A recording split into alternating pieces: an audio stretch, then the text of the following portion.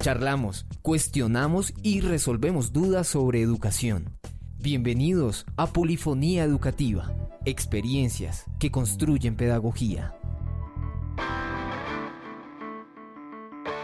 Sí, a mí me llama la atención que hables de ese tema de los estereotipos, porque pues estereotipos hay para todo, ¿no? ¿Cuántos estereotipos no hay sobre los profesores y sobre todo en estos momentos donde los ánimos políticos están tan caldeados, ¿no? Uh-huh. Pero es chistoso porque, por ejemplo, los artistas, muchos trabajamos sobre los estereotipos. Por ejemplo, la comedia no sería posible si uno no fuera y tomara de esos estereotipos, cosa que no ocurre en la tragedia, por ejemplo. Pero la comedia se hace a base de estereotipos. Entonces, pues es chistoso porque pues uno sabe que es algo malo, pero al mismo tiempo es algo bueno porque es un- una fuente de la que también podemos sacar creatividad, digámoslo así, ¿no es Da cierto? recursos, da herramientas. Sí, es un recurso, pero entonces eso me recuerda mucho a lo que decía Bertolt Brecht, que hablaba sobre, ¿o era Samuel Beckett? No, era Bertolt Brecht, que decía que la realidad es una mecánica de contradicciones. Y pues en este caso se puede ver, ¿no? Uno sabe que los estereotipos son lo más alejado que hay de la realidad, ¿verdad? Pero pues están en un imaginario colectivo y uno puede hacer maravillas con ese imaginario colectivo al momento de escribir una comedia, por ejemplo. Diego, y ya que tú hablas precisamente de estos estereotipos y de lo que ustedes usan como herramientas, por ejemplo, nosotras que no somos docentes de artes y muchos de los oyentes que en este momento están conectados, si quiero implementar en mis clases el arte, ¿qué aspectos puedo tener en cuenta para abordarlo de una buena forma? Bueno, precisamente me devuelvo al tema del profesor que no me ayudó mucho en mi proceso en el colegio. Y yo creo que en sí el tipo tenía bases para ser artista, y lo era, no digo que no, pero lo que a él le hacía falta era un objetivo como profesor. Le hacía falta también un propósito con las artes en su clase. Entonces, pues por eso algo que recalco, ustedes se tienen que preguntar, bueno, ¿y el arte para qué? ¿Ustedes quieren enseñar la técnica artística o quieren utilizar el arte para un medio?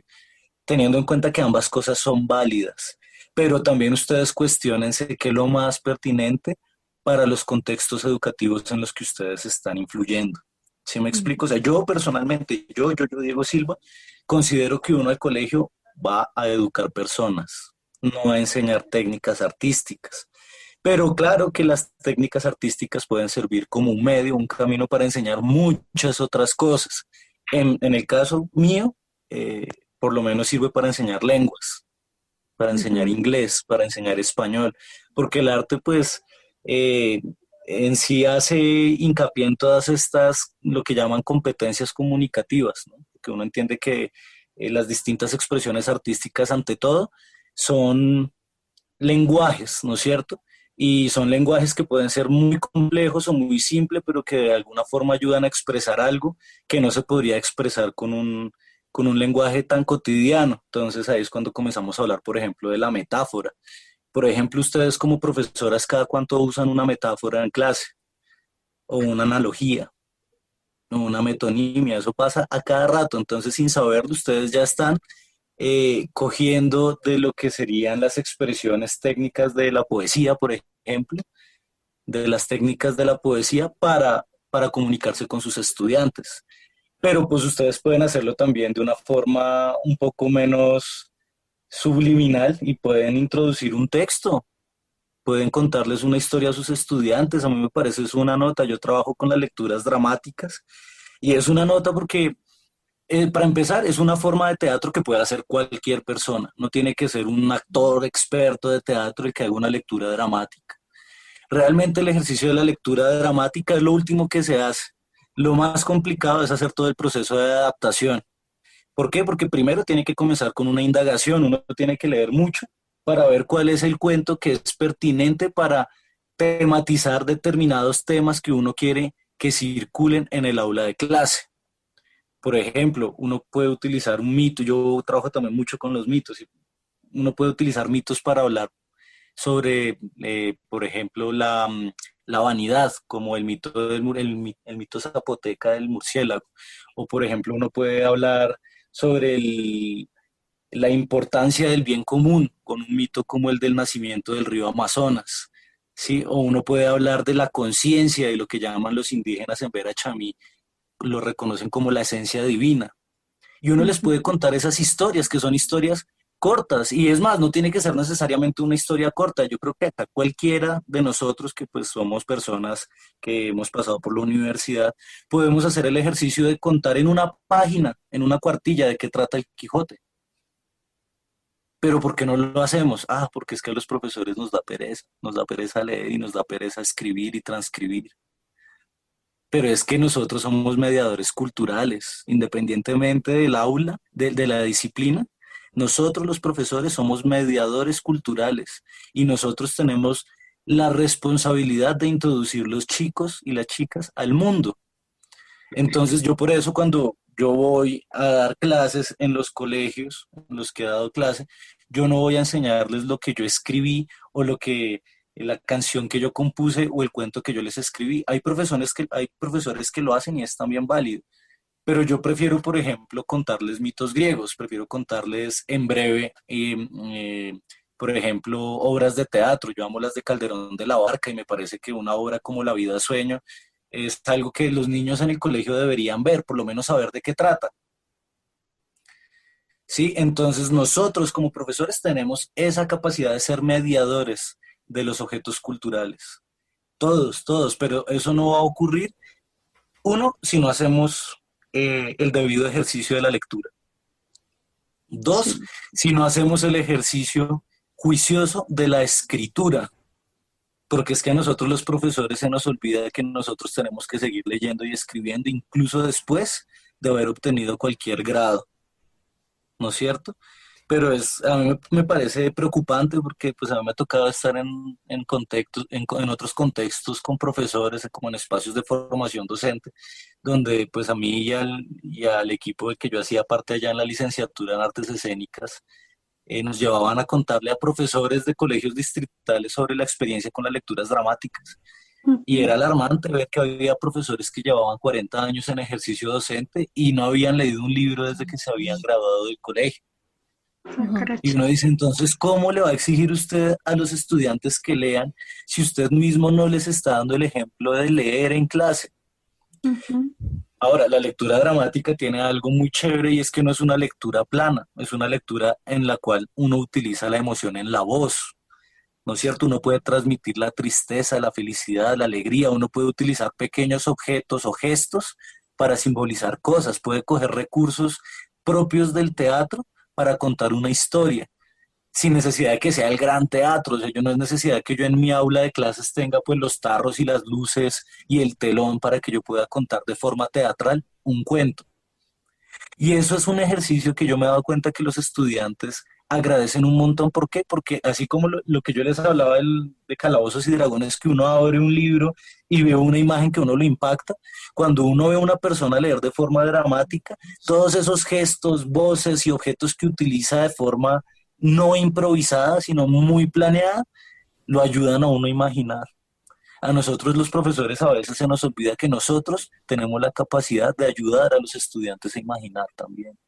Diego, me gustaría preguntarte ahí, no sé si de pronto nos metemos en una camisa de 11.000 varas, porque es un tema más pedagógico que de las mismas artes, pero tal vez tú te has visto enfrentado a eso, y es qué hacer cuando un estudiante, incluso adulto, no necesariamente solo en la escuela o en el bachillerato, mm, pues no se le da el arte, no comprende de pronto por qué la lectura para algunas personas es tan fascinante y para otras no, porque hay personas como decimos, por lo menos acá somos tan troncos para bailar y otros no, y cómo lograr que ese niño o ese estudiante que aunque no se sienta conectado con el arte, disfrute una clase de artes.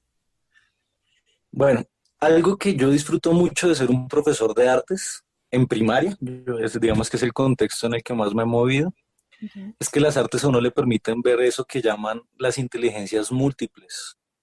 Y uno como profesor de arte se puede dar cuenta que los niños tienen múltiples talentos y también muchas cosas que aprender y que mejorar. Recuerdo que en un colegio en Suba, no voy a decir el nombre, eh, me tocó ser profesor de danza. Yo les comentaba que no era lo que precisamente a mí me deleitara, No es lo que pero disfrutas. sí, no es lo que más disfruto. No digo que no he ido, no he salido a rumbear una que otra vez y a bailar, y por ejemplo me ha tocado bailar en obras de teatro y sí, es chévere, pero no lo disfruto como disfruto las artes marciales. Sí, tal cual, pero no es como otras cosas que yo disfruto más. Pero me tocó dar clases de danza en un colegio donde la mayoría de la población era de ascendencia afrodescendiente, y yo decía, caramba, ¿yo qué les voy a enseñar a estos niños y a estas Ah, no, niñas que ellos bailan nacieron bonito? bailando. Muchos Tienen de el- ellos sí, pero yo me di cuenta que yo sí tenía cosas que enseñarles, porque me di cuenta que, por ejemplo, recuerdo particularmente una señorita que era muy talentosa para la danza, pero que para lo que era la inteligencia interpersonal, fatal, fatal para trabajar en grupo, ¿sí? Cero inteligencia emocional para comunicarse. Y yo me di cuenta que tenía un grupo de niños, que además ese fue mi gran logro en ese colegio. El coordinador me dijo, usted ha sido el único que ha hecho bailar a los pelados. Yo les entré por el lado de la acrobacia, por el lado de, tenía un mini trampo y unas colchonetas, entonces les voy a enseñar a hacer mortales, les voy a enseñar a hacer tal y cual técnica, y a los niños eso les comenzó a gustar. Y el Kung Fu, que es, digamos, mi disciplina principal en cuanto a las artes marciales, tiene muchas cosas en común con la danza, porque uno construye las partituras de movimiento muy similar. O sea, uno primero hace un movimiento, después hace ese movimiento más otro movimiento, después ese movimiento más otro movimiento más otro movimiento. Y me di cuenta que, claro, que yo no les iba a llevar como otra profesora que había, que ya les llevaba la coreografía armada para que las niñas y los niños bailaran, sino que yo dejé que ellos construyeran su propia partitura. O sea, pues fue algo que surgió en ese momento, ¿no es cierto?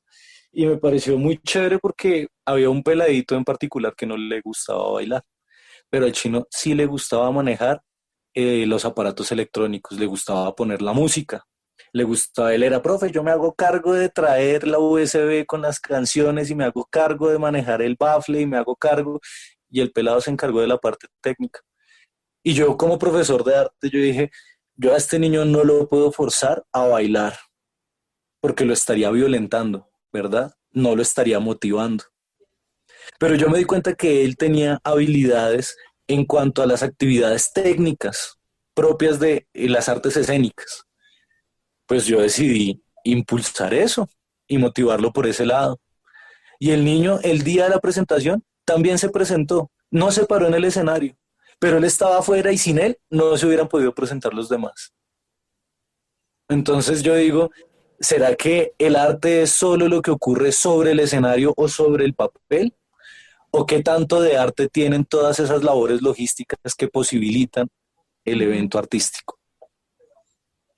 ¿Sí me hago entender? O sea, también es muy chévere porque esto me hace pensar en un profesor de física también en el colegio, que no era mi materia más fuerte, pero que él se dio cuenta que, por ejemplo, a mí me gusta escuchar historias, así como me gusta contarlas. Se dio cuenta de eso y el tipo me enseñó las leyes de Newton leyendo la historia de Newton. Porque el tipo se dio cuenta que si el tipo insistía en enseñarme las fórmulas, en fórmulas matemáticas, las leyes de Newton, yo no las iba a entender. Pero cuando él me puso a averiguar por la historia de Newton, las entendí. Ah, es que todo el mundo aprende diferente, ese es el asunto. Entonces es eso, no todo el mundo está para ser la estrella sobre el escenario, y no por eso deja de ser menos artista. Hay distintas actividades en el teatro. Hay gente que le encanta pintar, y ¿por qué no lo ponemos a esta persona a hacer el maquillaje y a hacer la escenografía? Hay gente que le gusta más cantar que actuar. Bueno, pues ¿por qué no hacemos acá un coro y los dejamos participar también? Uno tiene que tener una mirada periférica como profesor, y uno no puede solo ver las habilidades que son exclusivas de lo que uno considera es la materia que uno tiene que enseñar, Mm. porque el arte es holístico, ecléctico, ¿no es cierto? Entonces, si yo no encuentro el lugar de un estudiante en la clase de artes, es porque yo todavía no he mirado bien qué es lo que este niño lo motiva. Entonces, Hay, uno como profesor, uno tiene que ser como el mejor director, uno tiene que saber dónde va a poner a cada quien en su elenco. No todo el mundo sirve para hacer acrobacia, no a todo el mundo le gusta, y es justo, no a todo el mundo le gusta bailar, ¿verdad? Ujú. Tengo una pregunta, teniendo en cuenta lo que acabas de decir, ¿la escuela se encuentra preparada para dictar clase o todavía la toman como algo muy ligero, que es simplemente como para rellenar espacio y para completar una carga académica?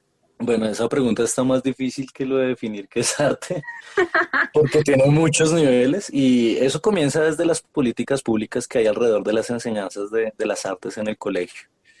Hay muy buenas intenciones en el papel, pero hay muy poco apoyo a la investigación pedagógica alrededor de ese tema. Eso digamos como en el marco general. En micro, o sea, ya en el colegio, bueno, eso depende también de cada profesor, de con qué seriedad y con qué importancia se toma su trabajo. O sea, eso no depende tanto del colegio como del profesor.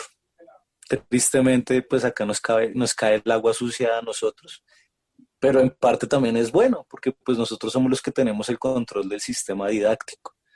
Entonces somos nosotros los que tenemos que pensar cómo vamos a introducir el arte, cómo vamos a motivar a los niños. Entonces yo no considero que sea, no, pues no puedo hablar de colegios, porque en todos los colegios donde yo he ido a trabajar, pues para ellos, en su discurso, son muy importantes las artes. Un colegio que yo amé con toda mi alma, ese sí digo el nombre, es el Simón Rodríguez, ahí fue donde trabajé la última vez. Y pues era muy chistoso porque el PEI dice que educación artística para la formación de seres humanos integrales, ese era el PEI. Y la coordinadora a mí me dijo, mire, nosotros lo vamos a poner a usted, que es un profesor de artes para el bilingüismo, pero a cambio de usted los niños van a dejar de tener una clase con la sinfónica a la semana. Entonces, ¿qué es lo artístico en su clase? Me preguntaba ella. Claro, cuando uno se lo ponen así, uno dice, uy, claro, los niños, o sea, si yo no les estoy dando una clase de calidad, realmente estos niños van a perder la oportunidad de aprender destrezas artísticas, pues porque les están quitando el tiempo de la sinfónica para dármelo a mí. Ujú. Entonces, pues depende de cómo uno asuma la responsabilidad. Yo la asumí como el mayor de todos los retos, además porque la profesora de allá, la coordinadora, era una señora muy seria, a veces muy tosca, incluso mis jefes no les caían muy bien, pero yo les decía a mis jefes, entiéndanla, ella está preocupada por la educación de los niños. Es apenas obvio que ella a mí me pregunte eso y que me ponga a sudar mientras me pone a responderle, ¿sí? Pero pues eso no es algo malo. Nosotros como profesores también deberíamos tener como esa actitud del artista de, pues de estar abierto a las críticas y a los Ujú. cuestionamientos, ¿verdad? Y si a ti una persona te pregunta, bueno, ¿y cuál va a ser el norte de tu clase de arte? ¿Tú qué es lo que quieres enseñar acá? Pues nosotros nos tenemos que tomar el tiempo también para cuestionarles, oiga, ¿y yo por qué voy a enseñarles arte? Porque es importante para mí compartirles este saber a ellos. ¿Sí me Ujú. explico? Entonces, yo creo que, claro, tanto en políticas a nivel macro como en las políticas de cada colegio, seguramente podrían o darnos más tiempo para las artes o más recursos, y eso nunca va a sobrar, ¿verdad? Digamos, eso siempre hace falta. Pero lo que yo sí soy muy consciente es que la principal responsabilidad de la clase de artes cae sobre el profesor.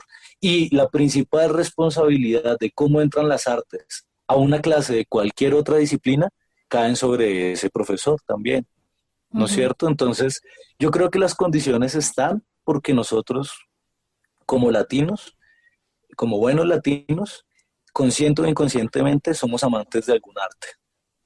O Ujú. sea, creo que acá nadie es una persona como es que dice, como decía una profesora, acá nadie es feo a secas, alguna gracia debe tener, que sea baila bien o algo, o cocina rico, ¿sí? Pero algo tiene que saber hacer, Algo hará. algo sabe, algo, en algún lugar va a encontrar esa motivación y esa pasión para hacerlo, ¿verdad? Entonces, yo creo que sí, que estamos preparados. Ok. Yo Y creo fíjate que que tú, ese no es un tema solamente del arte. Muchas materias, muchas asignaturas están pasando por lo mismo y creo que es un trabajo como entre muchos factores y entre muchas personas. No solamente el docente, no solamente la administración, la alcaldía de turno y diferentes circunstancias políticas que a veces también nos afectan, sino que también viene de la casa, de las mismas motivaciones del chico. bueno, es que cada cabeza es un mundo increíble, entonces sí tenemos mucho trabajo por hacer.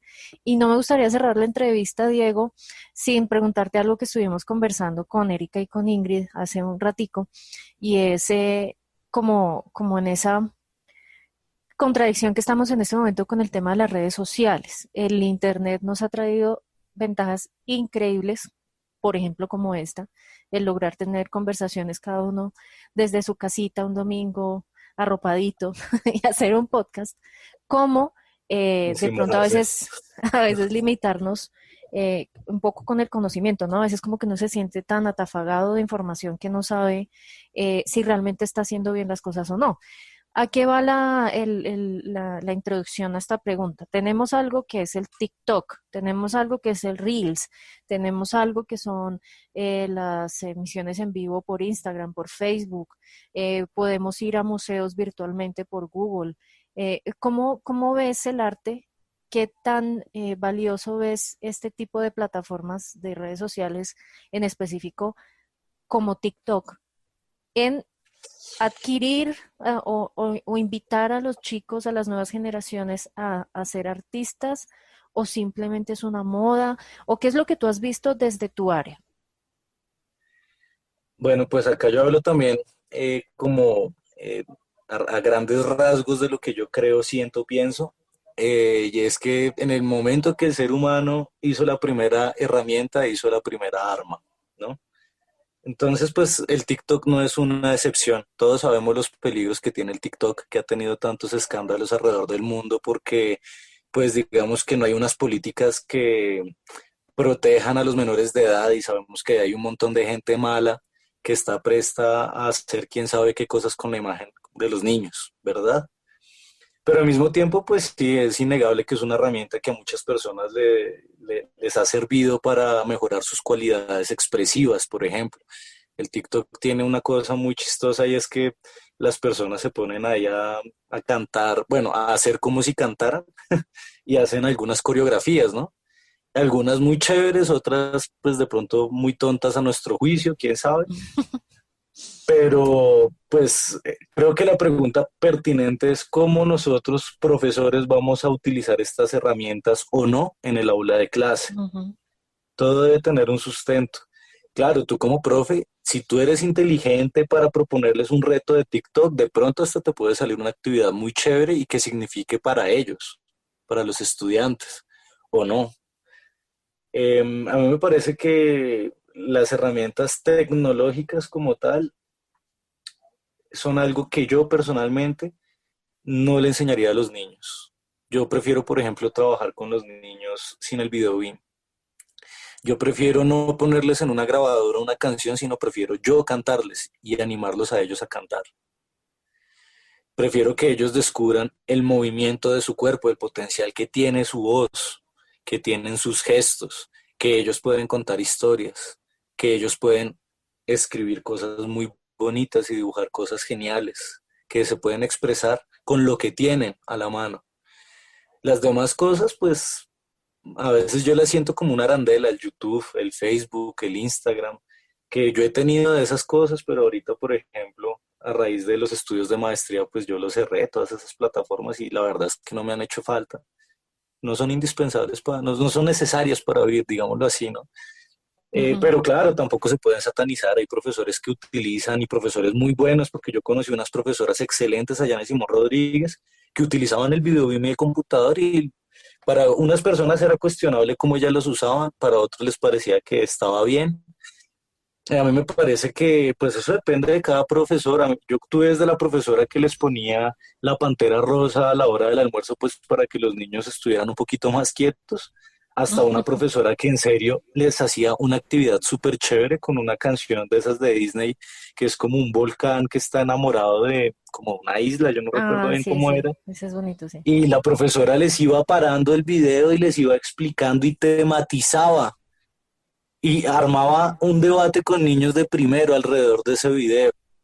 Entonces yo decía, esta profesora tiene un propósito real con ese video. Sí, O sí, sea, por lo porque menos ahí piensa yo me cuáles acuerdo son mucho los que a mí temas me que... ponían a ver cada 8 días el mundo de Sofía y era para mantenernos quieticos en una esquina, esa era la verdad. Y nadie veía eso y realmente Ni siquiera me acuerdo bien de la película, pero sé que era el mundo de Sofía. ¿Y tú crees que hubiese sido diferente si de pronto la profesora te hubiera dado la oportunidad de que tú expresaras tu punto de vista respecto a eso que estaban viendo? La profe lo ponía y se iba. Entonces ahí uno Ah, como quedaba como, no, pues muchos nos poníamos a hablar ahí porque en queda como una realidad no rueda había un suelta, propósito, exacto. Entonces como que no había tal un cual. propósito. Ajá, Por eso es que hay que total. pensar muy bien en cuáles son los textos mediadores que nosotros vamos a utilizar en el aula. Ujú, Entendiendo el texto mediador no solo como un texto como para la lectura dramática, sino también un video puede ser un texto mediador, una danza puede ser un texto mediador, pero ¿con qué propósito? ¿Cómo la vas a tematizar tú? ¿Qué es lo ujú. importante para ti de eso que tú estás mostrando que quieres hacer hincapié para que los niños lo vean? O sea, ¿qué es lo que vas a hacer explícito de ese objeto Sí, cultural que tú estás aproximando a esos niños y niñas? ¿Sí me explico? Pero si tú les pones un video así como así, seguramente los niños van a ver cosas que tú vas a decir, uy, yo no pensé que eso estuviera ahí. Y de no, y se pronto van a dentro de esas cosas malinterpretar que ellos van a ver, muchas cosas.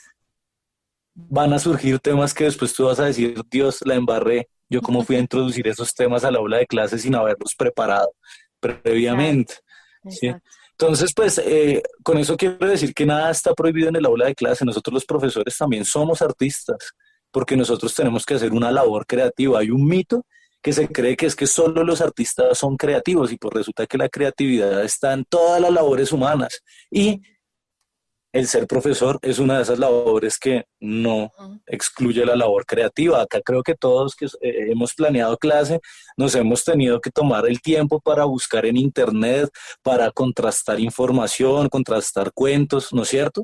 O Que improvisar planear una cuando clase, falla lo que se ha tal cual, preparado. tal cual. Sí, sí, Entonces la creatividad es algo que está ahí en la labor del docente. Y es más, yo a veces miro que el aula de clase se parece mucho a un escenario, a un teatro, porque pues hay una persona que está de alguna forma en el escenario, en el foco del escenario, y hay otras personitas o personas que están escuchando, están de espectadores, ujú, están expectantes a lo que esta persona quiere decirles, ¿no es cierto? ujú. Y con eso pues me gustaría concluir en que hay algunos autores que dicen que la obra de arte no es otra cosa que una vida bien vivida, ¿no? Entonces, que es, no pretendas hacer la obra de arte, vive para ti tu vida de tal forma que tú sientas que tu vida en sí es una obra de Una obra arte, de arte, ¿no es bien cierto? bonito. Entonces, eso es como también lo que yo a veces quiero incentivarle, no solo a mis estudiantes, sino a mis amigos, a mi familia, es eso, hagamos lo que nos hace feliz, sin miedo a que Ujú. nos juzguen. Y si nos van a juzgar, es que ya de antemano nos van a juzgar. Sí, eso Entonces, es pues inherente hagámoslo al de ser todas humano. formas. Tal cual, entonces, a esto quiero decir que nosotros los profesores somos artistas también, ahí, o bueno, por lo menos somos personas que tienen el potencial de hacer clases que signifiquen incluso años después en la cabeza de los estudiantes, ¿sí me explico? Pero eso solo va a ocurrir si uno hace clases que realmente les impacten, les signifiquen, ¿no es cierto? Entonces, eh, Sí. eh, tú eres tan artista como yo lo puedo llegar a ser, ¿sí? Pero el arte viene es con que con el esfuerzo, Ajá. viene con la disciplina, viene con la autocrítica, viene con la reflexión, con la tematización. Entonces, pues el Y arte con el es cambio, la algo que usted, evolución, no siempre vamos a tal estar haciendo cual, lo la mismo. Exacto. transformación, exacto. Entonces, Ujú. pues si te das cuenta, mira que tú eres también un artista y la profesora Ingrid también lo es. Y el asunto es que uno a veces no valora el trabajo de uno como debería. Es que eso también es yo sé lo difícil que eso también es como profesor, porque uno muchas veces Se sintió lo bonito que acongoja la dijeras realidad, ¿no? que somos artistas, profes, somos artistas todos, se siente La chévere, educación es un arte. empoderados. Sí, Claro, eso depende de la creatividad de cada quien al momento de planear clase y de esa habilidad que uno adquiere como profesor para fluir en el salón de clases, ¿no es cierto?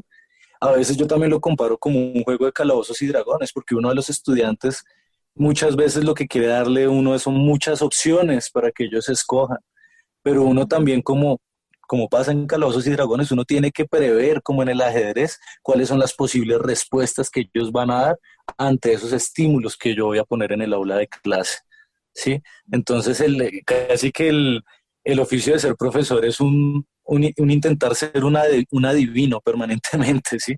¿Qué va a pasar si, y bueno, y si yo pongo este tema y este cuento, seguramente ellos me van a decir esto, pero es chistoso porque nunca pasa así 100% como uno se lo imagina. Entonces te doy un ejemplo. Ese cuento del mito zapoteca del murciélago yo lo he leído un montón de veces en distintos lugares y uno de esos fue pues la Fundación Niños de los Andes, que fue donde hice las lecturas, donde hice mi proyecto de monografía. Y me causó mucha gracia porque yo hice ese cuento porque allá en la fundación los niños se descalificaban muy feo, entonces decían, no, que el pastuso, que el orejón, que el narizón, que el ta, ta, ta. Entonces yo dije, no, yo les voy a hablar sobre la soberbia y la vanidad y les llevé este cuento que es de un murciélago que ve que todos los pájaros tienen colores muy bonitos y él se ve muy feo, entonces decide subir a donde Dios a reclamarle que porque él no tiene plumas tan bonitas como los demás, y además que él tiene mucho frío. Ujú. Entonces Dios le da una pluma de cada ave y el murciélago se vuelve muy hermoso, tan hermoso que del vuelo nace el arco iris. Pero una vez él ya siendo el más hermoso de todas las aves, comienza a criticarlas, a decirle, es que usted es un narizón, uy, es que esa paloma es una cochina, uy, es que ese colibrí es un enano. Y comienza a descalificar a los demás y pues las demás aves se ponen bravas con él, van a donde Dios, ponen su queja y Dios lo que hace es quitarle las plumas al murciélago y lo condena a ser horroroso y feo para que solo pueda salir de noche a buscar las plumas que se le han perdido. Entonces yo dije, ahí yo estoy hablando de la vanidad, ¿no es cierto? Estoy hablando de la soberbia. Y uno de los niños me dijo, profe, a mí el mensaje que me dejó ese cuento es que uno se tiene que aceptar como uno es, porque por más de que uno se ponga muchas arandelas, bueno, pues no dijo arandelas, digo, por más de que uno se ponga muchas plumas, uno sigue siendo uno. Y yo dije, yo eso no lo había pensado, pero es una Siempre reflexión se muy aprende. valiosa, tal cual. Ujú. Entonces, es muy chévere porque digamos, la clase no la hace solo uno pone un material provocador, pero uno también corre el riesgo de descubrir cosas chéveres y cosas no tan chéveres, ¿no es Sí. cierto? Pero, Diego, por ejemplo, esa vez yo dije, este niño me dio una lección, yo no lo había visto, y claro. después me di cuenta, después cuando volví a hacer esa lectura, después de esa sesión, ya eso era una de las reflexiones que yo también ponía en el ruedo, ¿no es Ujú. cierto? Porque es una reflexión muy pertinente, ¿verdad? También del cuento, pero es que el niño lo interpretó de una forma que yo no lo había podido interpretar, y él como niño me ayuda a mí a interpretarlo desde otro punto de vista. Fíjate que es bien interesante ahí el cómo lograr que el arte transgreda lo que supuestamente estamos hechos los docentes para transmitir un conocimiento de aquí para allá. Y realmente lo que sucedió ahí en ese ejemplo es eso, que el conocimiento y las reflexiones son de parte y parte y es algo que llevamos, no sé, 30, 40 años la educación tratando como de adaptarse a esas circunstancias y bueno, en esa lucha estamos. Diego, muchísimas gracias. Pues estamos aquí encantadas escuchándote y seguramente todos nuestros oyentes también en Polifonía Educativa van a querer saber más sobre este tema, sobre las artes, sobre la asignatura y el uso de las artes como medio también.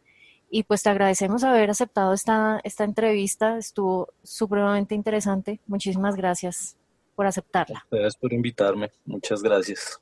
Bueno, Diego, muchas gracias a mí, Erika. Así que oyentes, los esperamos para una próxima entrega. Ya saben, pueden buscarnos a través de las redes sociales y estaremos muy pendientes sobre los comentarios que quieran hacernos.